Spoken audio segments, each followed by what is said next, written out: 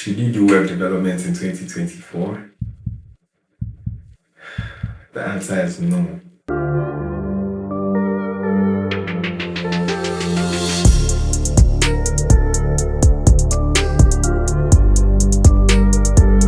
Well, hello, my name is Dave Adams, and this video is a different type of video. We're just going to have a conversation, so let's get right into this video. So now this video came up as a result of a conversation between me and one of my mentees.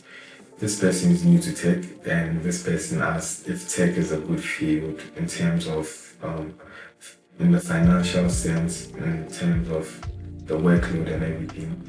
And I'm like, yeah, of course. I'm in the tech field. I think it's pretty rewarding.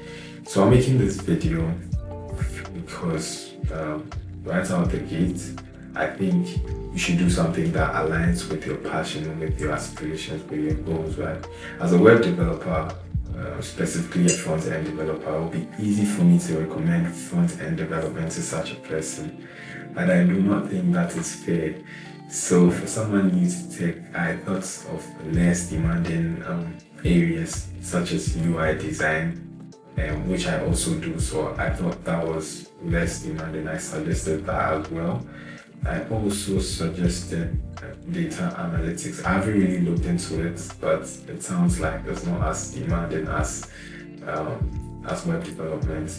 But forgive me if I sound uneducated about data analytics. I'll definitely look into that. So let's quickly go into a few tech roles that are on the internet. So we have game developer. I think that'll be demanding as well. We have a designer. This could be a UI designer, I might assume. We have data science. We have mobile app development. There's systems analysts. There's applications development. There's Internet of Things. There's sales engineer. There's database admin, business analyst, machine learning, and technical writer. So it doesn't really even have to be a development position or development career.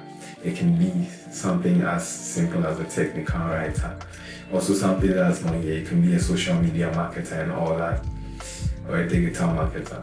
So basically, I think web development is the kind of field where you can easily give up along the way because it's so much to learn. As you go deep, you realize you actually do not know anything, right?